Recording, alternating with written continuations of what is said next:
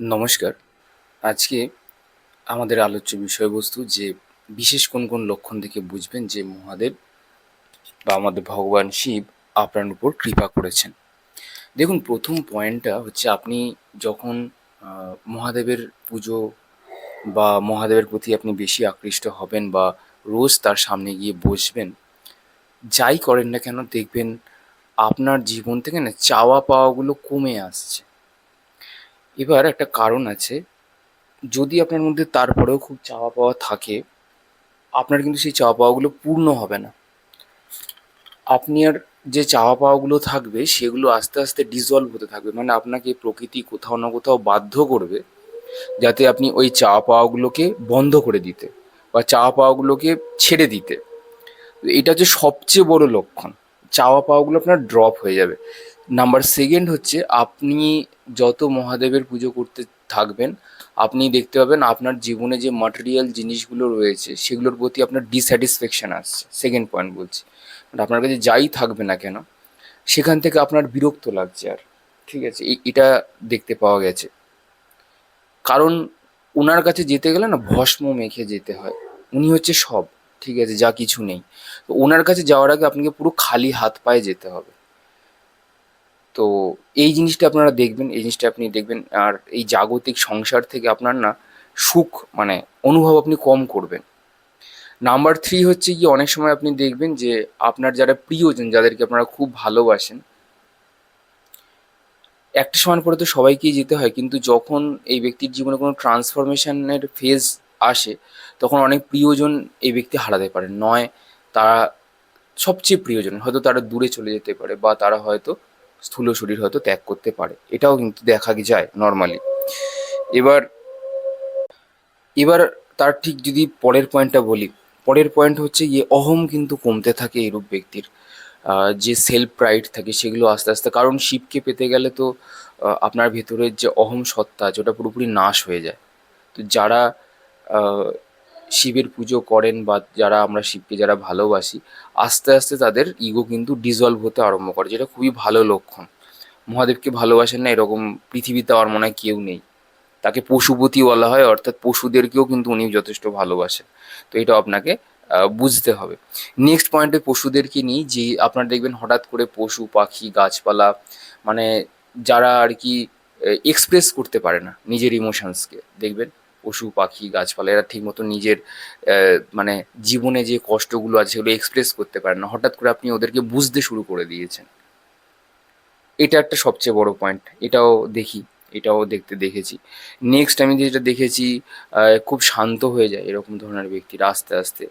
ভুল ত্রুটি যাই হোক না কেন নিজেকেও ক্ষমা করে দেয়, অপরকেও ক্ষমা করে দিতে পারে।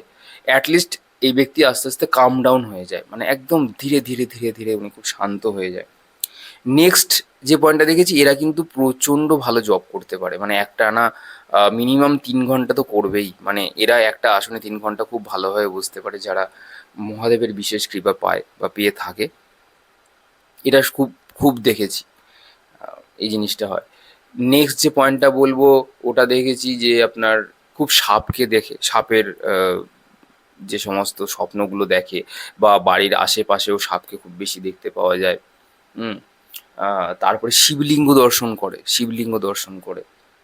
আচ্ছা, তার পরের পয়েন্ট বলবো যে এরা আকাশের মধ্যেও না মহাদেবকে দেখতে পায়। মানে এই যে আমাদের আকাশের যে মেঘগুলো আছে, হঠাৎ করে তাদের চোখের সামনে মহাদেবেরই আকৃতি একটা শেপ নিয়ে নেয়। ঠিক আছে, তো এখান থেকেও প্রভু তাদেরকে জানান দেয় যে আমি আছি তোমার কাছে। খুব রেয়ার মানুষ দেখতে পায়, কিন্তু তাও দেখতে পায়। বিভিন্ন মানুষরা এই জিনিসগুলো দেখতে পায়, মহাদেবেরই পুরো প্রতিচ্ছবি পুরো ভেসে ওঠে আকাশের মধ্যে। তো তাও আপনি বুঝবেন যে এখান থেকে যে মহাদেবের কিন্তু বিশেষ কৃপা কিন্তু আপনার মধ্যে কিন্তু রয়েছে। নেক্সট হচ্ছে কি, এরা দেখবেন যাদের মহাদেবকে ভালোবাসে, এরা নিজের পরিবার পরিজন থেকে না সেরকম একটা সুখ অনুভব করতে পারে না একটা সার্টেন সময়ের পরে।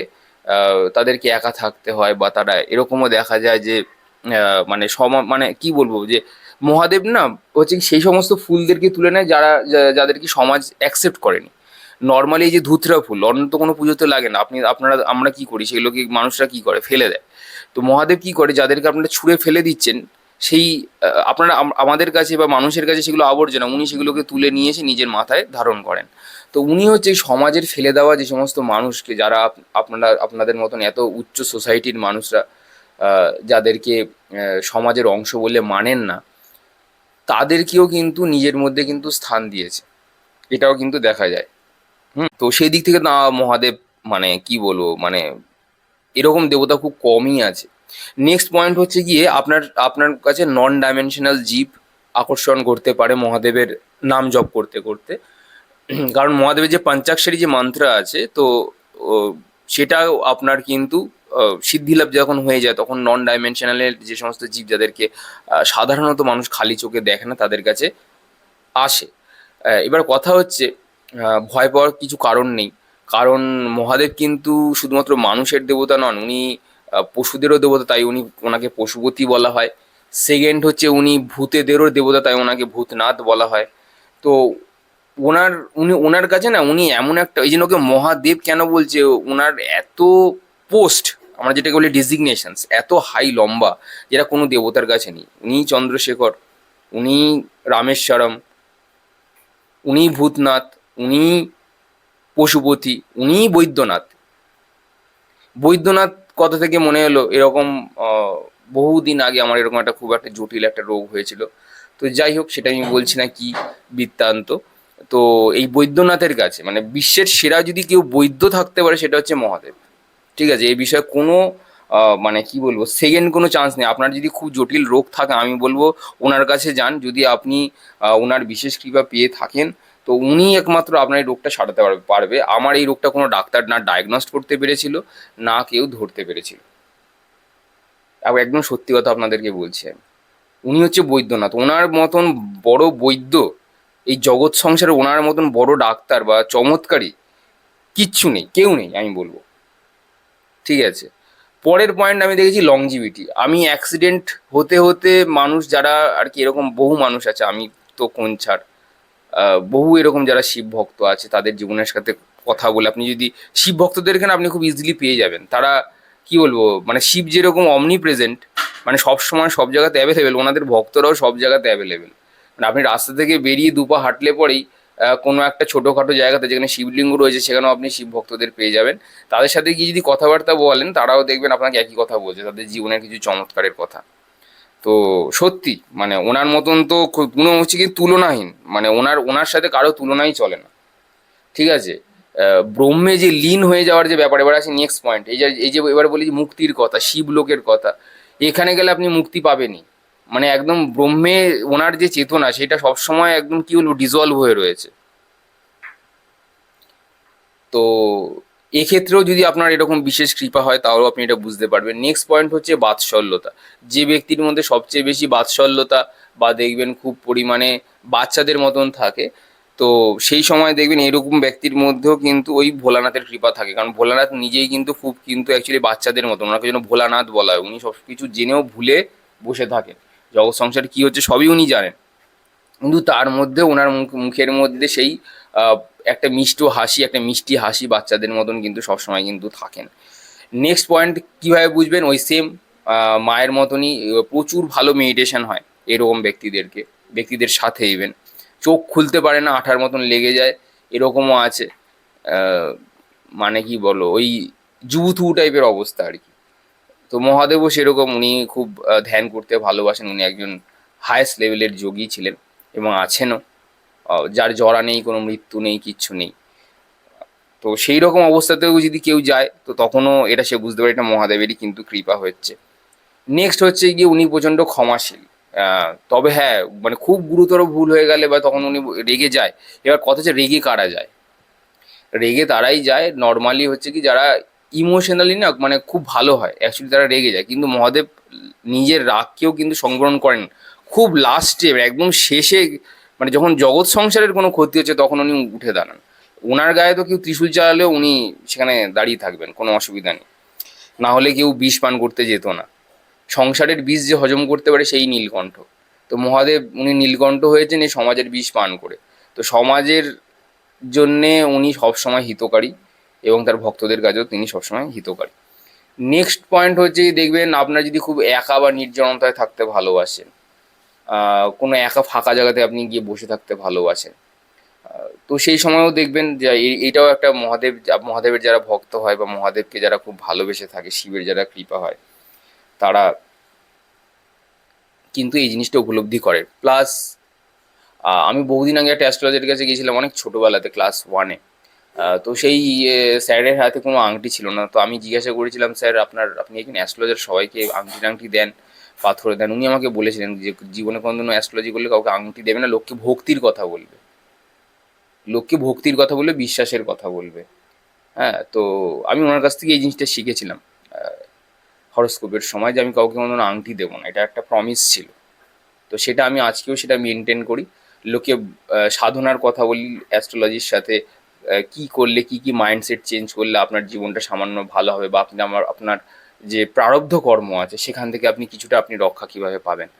তো উনার না একটা কানে উনি শুনতে পেতেন না। তো উনি কি করতেন, মহাদেবের একটা বড় শিবলিঙ্গ ছিল, উনি জাস্ট জড়িয়ে ধরে থাকেন। এত বড় শিবলিঙ্গ যে ওনার হাইটের শিবলিঙ্গটা ওনার বাড়িতে আছে। তো যাই হোক, ওনার একটা এটাই বিশ্বাস যে উনি বলেন যে জগৎ সংসারকে চালাচ্ছে মহাদেব, কেন আংটি পরবো, কেন রত্ন ধারণ করবো, কেন এত পয়সা মানুষ খরচা করবে, এই পয়সাটা দিয়ে যদি সমাজের কাজে যদি লাগে, সেই পয়সাটা যদি আপনি যদি কোনো পশু পাখিদেরকে খাওয়ান, ওখানেও মহাদেব অত্যন্ত তৃপ্ত। তো যাই হোক, পরের পয়েন্ট হচ্ছে, যে মানুষ নিজের ভুল স্বীকার করে না, যারা আর কি মহাদেবের ভক্ত হন, যদি তারা কোনো বাই চান্স কোনো ভুল করে থাকে, তারা কিন্তু এইটা কিন্তু স্বীকারোক্তিও করে নেয় যে হ্যাঁ ঠিক আছে, আমার ভুল হয়েছে, আমি ক্ষমা চেয়ে নিচ্ছি। মহাদেব এতে সন্তুষ্ট হয়। কেউ যদি ভুলের জন্য ক্ষমা চায়, আমার মনে হয় তাকে প্রথম 3বার অবশ্যই তাকে সুযোগ দেওয়া উচিত, এবং তার ভুলটা ক্ষমা করে দেওয়া উচিত বলে মনে হয়। প্রথম 3বার, আমি আবারও বলছি, মানুষ হিসেবে মানুষকে ক্ষমা করাটাই উচিত, তবে সেই মানুষ ক্ষমাশীল এবং ক্ষমতাশালী ব্যক্তি। দুর্বল মানুষ কোনোদিনও ক্ষমা করতে পারে না। দুর্বল মানুষের মধ্যে সেই চিন্তাভাবনাটা হচ্ছে প্রতিশোধের আগুন। তো প্রতিশোধের আগুনটা না খুব খারাপ। আমাদের নিজেদের যে আত্মা আছে, আমাদের মধ্যে প্রত্যেকটা মানুষের মধ্যে শিব রয়েছে, শিবত্ব রয়েছে, আমরা নিজেদেরকে না নিজেরাই মেরে ফেলছি এই প্রতিশোধের আগুনে জ্বলে। ঠিক আছে, তো সেম ভাবেই, তো ভুল স্বীকার করে নিয়ে কোনো তো মানে কোনো খারাপ কিছু নয়। ঠিক আছে, আমি ভুল স্বীকার করে নিয়েছি, আমার দ্বারা ভুল হয়েছে, হতে পারে, মানুষের শরীরে এসেছে। তো মহাদেব প্রসন্ন হন এরকম ব্যক্তিদের প্রতি। আচ্ছা, তারপরের পয়েন্টটা খুব ইন্টারেস্টিং। ছোট ছোট বিষয়ে খুব কৃতজ্ঞতা হয়, কৃতজ্ঞতা জন্মায়। মানে ধরুন, আমি বসে আছি, আমার খুব ভালো লাগছে, এইটুকুর জন্য প্রকৃতিকে থ্যাংক ইউ দেওয়া।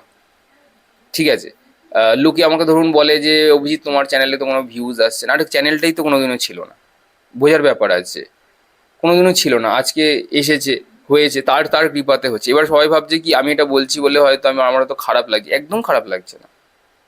যেখানে আমি বলে কিছু অ্যাকচুয়ালি নেই, এই যে আমি করছি এখন, এই আমি রয়েছি বলেই তুমির সৃষ্টি হয়েছে। মানে এই যে আপনারা আমাকে শুনছেন, এই আমি সত্তা রয়েছে বলেই কিন্তু তুমিটা সৃষ্টি হয়েছে। এটা হচ্ছে প্রকৃতি। ঠিক আছে, তো যখন আমি না থাকবে তখন কিন্তু সে শিব হয়ে যাবে অ্যাকচুয়ালি। তখন মানে কি বলবো, তখন কিন্তু এই তুমিও আর থাকবে না, ভয়েড হয়ে যাবে, জায়গাটা পুরো নীল হয়ে যাবে, কিচ্ছু থাকবে না। তো যা নেই তাই শিব অ্যাকচুয়ালি। হুম আহ, তো এই জিনিসগুলো হয়, মানে খুব ছোট ছোট জিনিসে কৃতজ্ঞতা। আমি তো খুব থ্যাংক ইউ, মানে এই যে কোনোদিনও আমি কোনোদিনও ভাবিও নি যে আমি একটা চ্যানেল করব, দুটো মানুষ দুটো ভালো কথা শুনবে, এবং তাদের জীবনে যদি কিছু পরিবর্তন এসে যায়, সেটা মহাদেবী চেয়েছেন।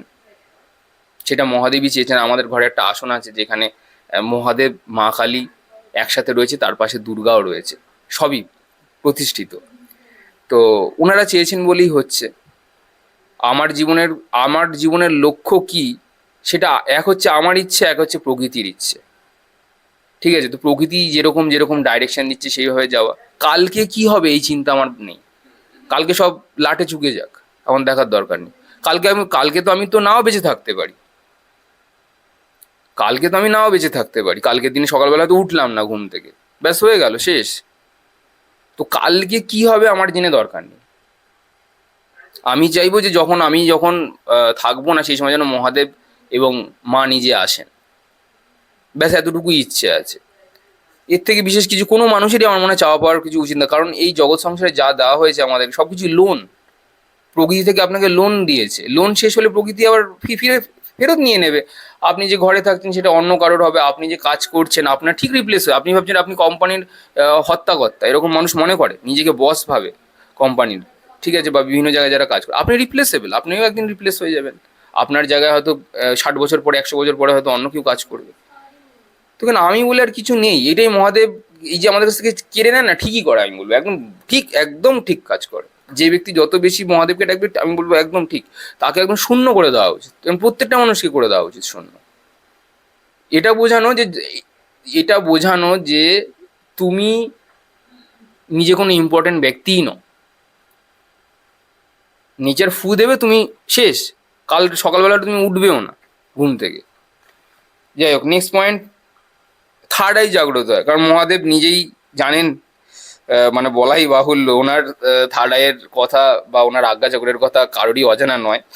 তো মহাদেব সত্যি মানে, সত্যি মানে ওনার মতন ভগবান না মানে অ্যাকচুয়ালি নেই, অ্যাকচুয়ালি কেউ নেই, সত্যি বলছি। হ্যাঁ, এবার আমি বলছি হচ্ছে কি, মহাদেব, মা কালী, কৃষ্ণ, এরা সবাই একই সুতোতে গাঁথা। তো যারা এগুলো নিয়ে মারপিট করতে যায়, আমি বলবো তাদের, আপনাদের মতন বোকা মানুষ আর কেউ নেই পৃথিবীতে। সব হচ্ছে, সবার কাজ হচ্ছে গিয়ে একটা জায়গায় নিয়ে গিয়ে আপনাকে শূন্যে পৌঁছে দেওয়া। সেটা মহাকালীও করে, সাকার থেকে নিরাকারে পৌঁছে দেয়। আর মহাদেব তো ডাইরেক্ট নিরাকার, মানে কোনো কথাই হবে না, সব কিছু কেড়ে নেবে। বন্ধু বান্ধব, আত্মীয় পরিজন, যা যদি কোনো মেটেরিয়াল জিনিসপত্র থাকে, তখন ইচ্ছে করবে না আমি সমাজকে দিয়ে দিই, এরকম আর সবচেয়ে বড় লক্ষণ। সমাজের প্রতি যারা কাজ করেন, দেখবেন বহু মানুষ আছে যারা মহাদেবের ভক্ত, বড় বড় ডোনেশন করে, নিজে না খেয়ে লোককে দিয়ে দেয়, এটাও করে। দেখবেন এরকম একটা একটা গল্পে দেখিয়েছিল, আপনারা হয়তো শুনেছেন, যে নারায়ণ মহাদেবের পুজো করবার জন্য দুধ নিয়ে যাচ্ছিলেন। তো পথে কোনো শিশুদেরকে দেখেছে অভুক্ত অবস্থাতে, তো তাদেরকে সেটা দিয়ে দিয়েছিলেন।